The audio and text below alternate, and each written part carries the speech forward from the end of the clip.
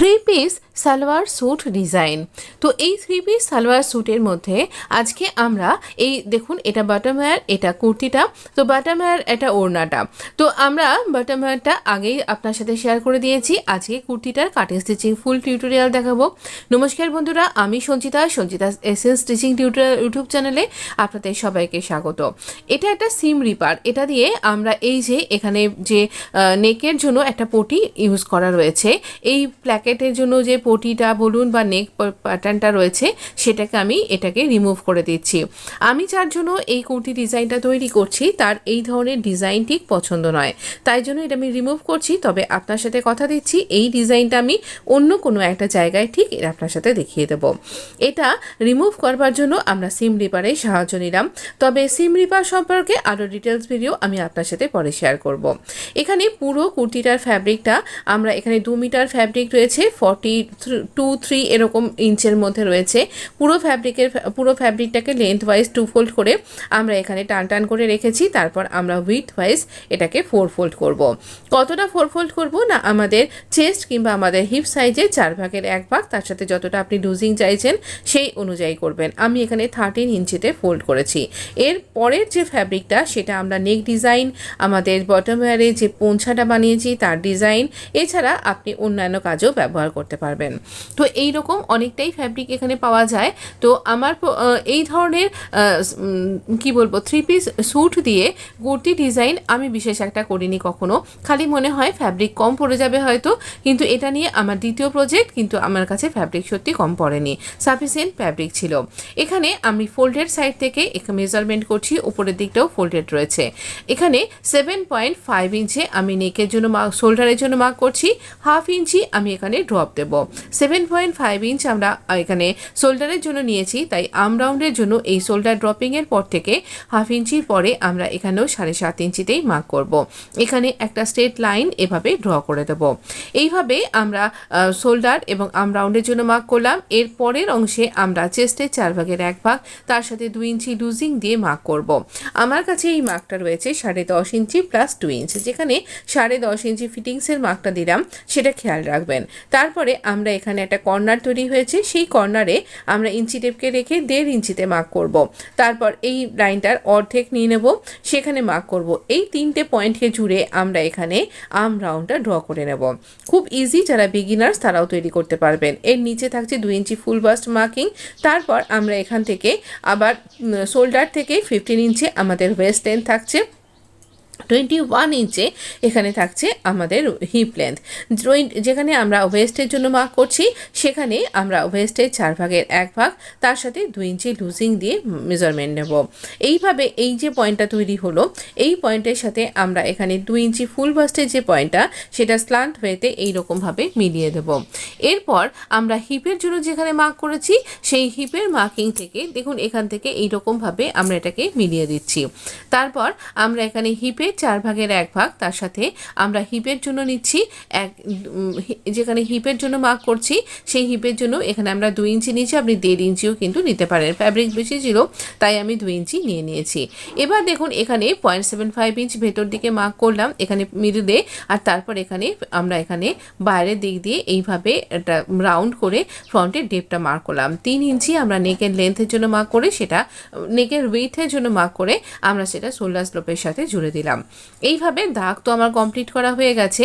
আচ্ছা, এটার ঝুলটা দাঁড়াচ্ছে কিন্তু প্রায় 41 থেকে 42 ইঞ্চি মতন এটার লেন্থটা দাঁড়াবে। এখানে 1.5 ইঞ্চি মতন আমাদের ফোল্ডিংয়ের জন্য চলে যাবে, ওপরে অংশটাতে শোল্ডারের অংশে, আর নিচের দিকে বটমটা ফোল্ড করতে।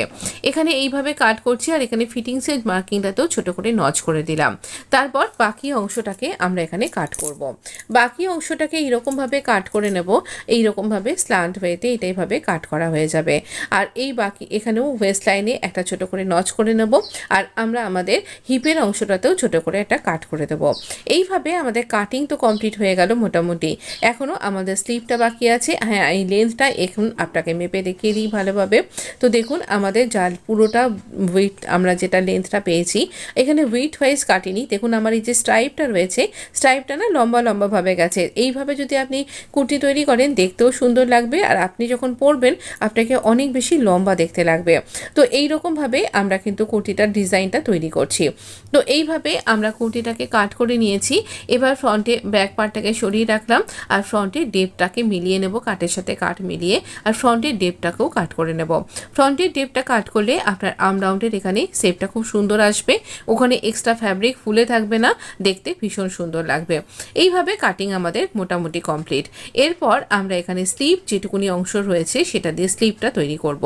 স্লিভের জন্য কীরকম মেজারমেন্ট নেব, এই যে ফ্যাব্রিকটা রয়েছে এটা 2 ফোল্ডে রয়েছে, এটাকে প্রথমে কিনারি অনুযায়ী সোজা করে নিলাম, টান টান করে নিলাম। যদিও কিছুটা কান রয়েছে এখানে, এটা আমরা সমান করে নেব, এলোমেলো অসমান রয়েছে। আচ্ছা, এটার ওয়েটটা নেব আমরা, আমাদের দেখুন 7.5 ইঞ্চি ছিল আমাদের আর্ম হোল, তার সাথে 3 ইঞ্চি লুজিং যোগ করে নেব, তাহলে 10.5 ইঞ্চি আমরা এখানে ওয়েটটা নেব। আর এখানে 4 ফোল্ড করে রেখেছি। এবার আমাদের লেন্থটা যেটা রয়েছে সেটা আমি কতটা নিচ্ছি আপনাকে বলে দিচ্ছি। আমি যার জন্য বানাচ্ছি তিনি খুব অনেকখানি লম্বা স্লিভ পরতে পছন্দ করেন না, আবার খুব ছোট স্লিভও পরতে পছন্দ করেন না। মিডিয়াম সাইজের একটা স্লিভ থাকবে যেটা এলবোর ওপর পর্যন্ত থাকবে, তাই জন্য আমি এখানে 10.5 ইঞ্চি এরকম মতন মেজারমেন্টটা নিয়েছি। তো এটা ফোল্ডিং হয়ে গিয়ে মোটামুটি ওই ধরুন 9.5 ইঞ্চিতে দাঁড়াবে, আমরা 1 ইঞ্চি মতন ফোল্ডিংয়ে লাগবে। তো কিনারাটা অসমান রয়েছে, এইখানে অনেকখানি টেরা বেঁকা রয়েছে, এই অংশটা প্রায় 1 ইঞ্চি মতন এখান থেকে বাদ যাচ্ছে। তো এতে করে সুন্দর একটা স্লিভ কিন্তু তৈরি হয়ে যাবে। এছাড়াও ফ্যাব্রিক আছে, যদি আমি মনে করতাম তাহলে এটাকে আরও লেন্থটা বাড়ানো যেতে পারতো। তো এখানে 3.5 ইঞ্চিতে আমি ড্রপ দিলাম, আর এই রকমভাবে আমরা স্লিভের এখানে আমরা মার্ক করে নেব। এই যেরকমভাবে স্লিভের রাউন্ড আমরা দিয়ে থাকি ঠিক সেরকমভাবেই দিয়ে নেব। তো এইভাবে আমরা স্লিভের কার্ভটা দিয়ে নেব। এই স্লিভ কী করে আপনি কাট করবেন তার প্যাটার্ন ড্রাফটিং পেয়ে যাবেন আমার একদম প্রথম দিককার একটা ভিডিওতে, অবশ্যই দেখতে ভুলবেন না যদি আপনি দেখতে ইচ্ছা করছেন তাহলে। তো এই রকমভাবে আমরা 7.5 ইঞ্চি প্লাস 1 ইঞ্চ 8 ইঞ্চি আমরা স্লিভের যে বটমটা সেখানে মার্ক করলাম, আর এইভাবে কাট করে নিচ্ছি। এই সাইড থেকে এক্সট্রা ফ্যাব্রিক কাট করব, আর এই রকমভাবে দুটো পোর্শন হাতে তুলে নিয়ে আমি এখানে ফ্রন্টের ডেপটা কাট করে নিলাম 0.75 ইঞ্চ, আর এই রকমভাবে আমরা এখানে স্লিভের রাউন্ডটাও কাট করে নিলাম। এইভাবে আমাদের কাটিং তো কমপ্লিট। এবার চলুন স্টিচিংয়ে যাই। আমরা নেকে একটা বিশেষ রকমের কিছু ব্যাপার করব, সেটা আপনাকে বুঝিয়ে বলছি। ফোল্ডেড ক্যানভাস নিয়েছি, ক্যানভাস দিয়ে নেকটা তৈরি করব। আর এই ফোল্ডেড সাইড থেকে এটা না গোটানো ছিল রাউন্ড হয়ে, তাই এরকম বেঁকে যাচ্ছে, একটু আয়রন করে নেওয়া যেতে পারতো, অত সময় কার আছে। 3 ইঞ্চি নেকের ওয়েট আর 5 ইঞ্চি নেকের লেন্থ, না এখানে 5.25 ইঞ্চি আমি নিয়েছি, পরে একটু বাড়িয়ে নিয়েছি। এইখানে একটা বক্স তৈরি করলাম, যখন এটা তৈরি করছি তখন রাত্রি প্রায় 2-2:30 হবে বোধহয়, তো সেই জন্য আর তখন ঘুম পেয়ে গেছিলো। এখানে দেখুন এইভাবে নেকটার জন্য মাঝখানে একটা বক্স তৈরি করে নিয়েছি, আর তারপর আমরা এই বক্সটার মধ্যে নেকটা তৈরি করব। 3 ইঞ্চিতে একটা পয়েন্ট তৈরি করেছি আমি, সেই পর্যন্ত আমরা এখানে এইভাবে নিয়ে গিয়ে কার্ভটা তৈরি করব। তাহলে একটা মাপ থাকবে কোথা থেকে আমি সোয়েটারটা তৈরি করছি। এটা একটা সোয়েটার নেক ডিজাইন, যারা বিগিনার্স তাদের জন্য আমি এভাবে বললাম। তো এটা আপনি এভাবে তৈরি করতে পারেন, ভীষণ সুন্দর দেখতে লাগে পরলে পারে। এখানে নেকে এই সুইটার নেক ডিজাইনটা বিশেষত্ব আছে এরকমটা বলছি না, এখানে নেকে আমি আন্ডারগ্রাউন্ড লেস আপনি কি করে অ্যাটাচ করবেন সেটাই আপনার সাথে শেয়ার করব। এখানে একটু অংশ দেখুন আমি ছেড়ে দিয়ে বাকি অংশটাকে এখানে কাট করছি। এইভাবে কাট করলে আপনাকে বারবার নেকের মেজারমেন্ট নিয়ে কিন্তু এটাকে জুড়তে হবে না, সুন্দরভাবে ইজিলি এটা জুড়ে যাবে। এইভাবে নেকটা আমরা ড্র করে কাট করে নিচ্ছি। নেকটা আমাদের এই রকম করে কাট করা হয়ে গেল, আর এখানে এটা যে অংশটা ক্যানভাসের রয়েছে সেটাকে রেখে দেবেন। যদি আপনি ওই রকমভাবে কাট না করেন তাহলে এই রকমভাবে আমরা এই ভেতরের অংশটাকে এইভাবে একসাথে আটকে নিয়ে এইরকমভাবেও কিন্তু নেকটাকে তৈরি করতে পারি।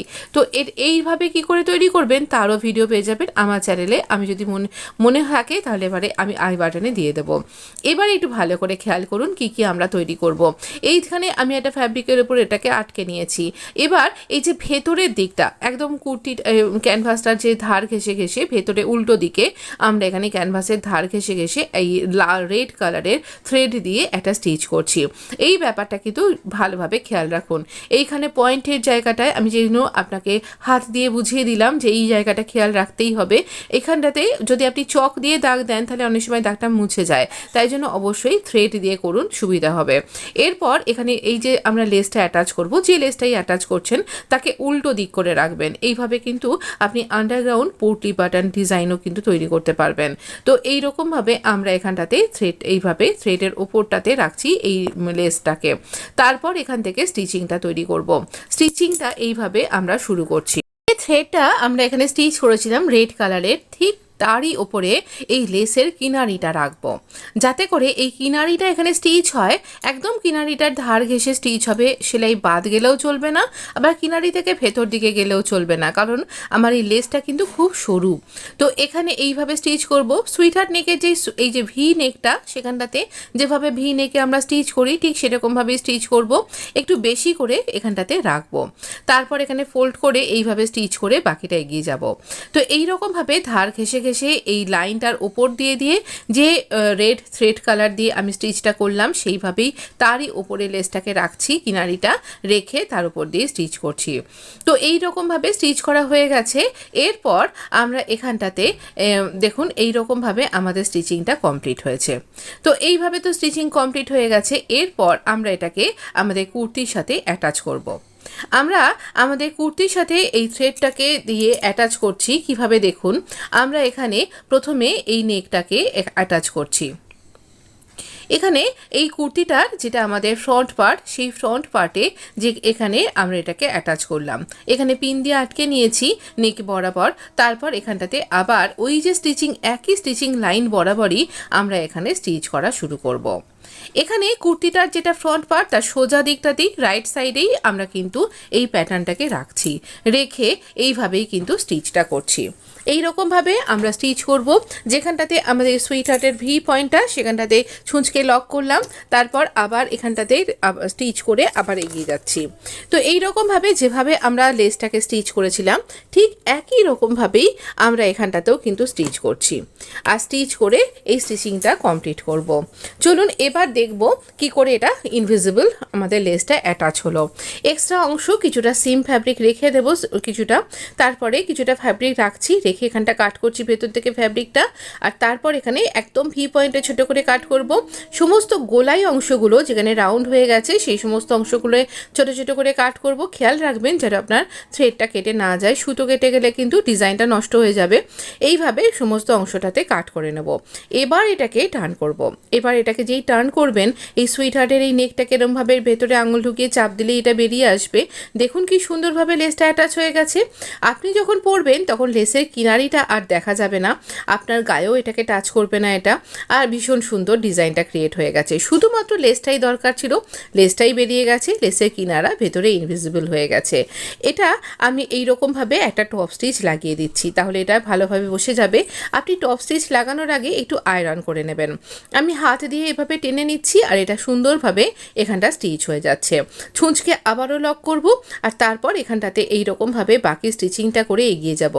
আমার এই ভিডিওগুলো যদি আপনার ভালো লেগে থাকে, এই ভিডিওটা এতক্ষণ অবধি যখন দেখছেন নিশ্চয়ই ভালো লেগেছে। এই সমস্ত সেভিং টিপস এবং ট্রিক্স যদি আপনার পছন্দ হয় তাহলে আমার চ্যানেলটা অবশ্যই সাবস্ক্রাইব করে নোটিফিকেশানটা অন করে দেবেন। ভিডিওটাতে একটা লাইক দিতে ভুলবেন না। কমপ্লিট লুক হচ্ছে এইরকম। এর ঠিক আগের ভিডিওতে আমি ব্যাক নেকটা যেভাবে দেখিয়েছিলাম এখানেও ঠিক সেভাবেই দেখিয়েছি, ঠিক সেইভাবেই চাকটা ফোল্ড করেছি, তাই একই রিপিটেশন আর এখানে দেখালাম না। আমি ওই ভিডিওর লিঙ্ক আই বাটনে দিয়ে দেবো। তো দেখুন এই কুর্তি ডিজাইনটা ভীষণ সুন্দর হয়েছে। ব্যাক নেকের মেজারমেন্ট আমি স্ক্রিনে লিখে দিয়েছি, তো অবশ্যই জানাবেন কেমন লাগলো। স্লিভটা একদম নর্মাল রেখেছি, তাই এখানেও কোনো কিছু আর দেখায়নি। স্লিভের ব্যাপারটা কাটিংটা দেখানোর ছিল সেটা দেখালাম। দেখুন কতটা সুন্দর হয়েছে। ইনভিজিবল লেস কি করে স্টিচ করতে হয় আপনার সাথে শেয়ার করলাম। যদি ভিডিওটা ভালো লেগে থাকে অবশ্যই লাইক করবেন, বন্ধুদের মধ্যে শেয়ার করতে ভুলবেন না। প্লিজ কমেন্ট করে বলুন কেমন লাগলো। আর আচ্ছা, এই যে জয়েন্ট করেছি দেখুন, আমাদের শোল্ডারটা একদম ইনভিজিবলভাবে জয়েন্ট হয়েছে, আর এই চাকটাও ভীষণ সুন্দর একটা ইজি সুইং টিক্সের মাধ্যমে এটাকে স্টিচ করেছি। এই সব কিছু পেয়ে যাবেন আপনি ওই ভিডিওটার মধ্যে, তাই এখানে ভিডিওটাকে বড় করলাম না। অবশ্যই সাথে থাকবেন, কমেন্ট করে লিখে জানান আগামী দিনে আপনি আমার কাছে আর কী ধরনের ডিজাইন দেখতে চাইছেন। হ্যাঁ, কলার নেকের জন্য ভোট এসছে আর আমি সেটাও দেখাবো। এখানে এই বটম ওয়্যারটাও আবার আপনার সাথে একটু শেয়ার করে দিলাম, এটা আগের ভিডিওতে আপনি পেয়ে যাবেন। এখানে এই কুর্তিটার ফ্যাব্রিকটা দিয়ে এই বটমে যে ডিজাইন করেছি এবং সেখানে আমি পিকো মেশিনের সাহায্যে ডিজাইন করেছি আমার এই নতুন মেশিনে। তো সেটা কেমন দেখতে হয়েছে অবশ্যই দেখে নিতে ভুলবেন না। খুব সুন্দর কমফোর্টেবল একটা সুন্দর আউটফিট, যেখানে 3 পিস আউটফিট আর ওড়নাটাতে নর্মাল পিকো করে দিয়েছি। তো দেখতে ভীষণ সুন্দর হয়েছে, অবশ্যই জানাবেন কেমন লাগলো। আর এই রকম 3 পিস দিয়ে আপনি কী ধরনের ডিজাইন পরতে পছন্দ করেন সেটাও জানাতে ভুলবেন না, আগামী দিনে আপনাকে অবশ্যই শেয়ার করে দেবো। ভালো থাকবেন, সুস্থ থাকবেন। দেখুন পরার পর আপনাকে কতটা সুন্দর লাগবে। আপনাকে অসংখ্য অসংখ্য ধন্যবাদ পুরো ভিডিওটা দেখবার জন্য। আর অবশ্যই কমেন্ট করে জানান কেমন লাগলো আমার এই ভিডিওটা। ভালো লাগলে একটা লাইক দিতে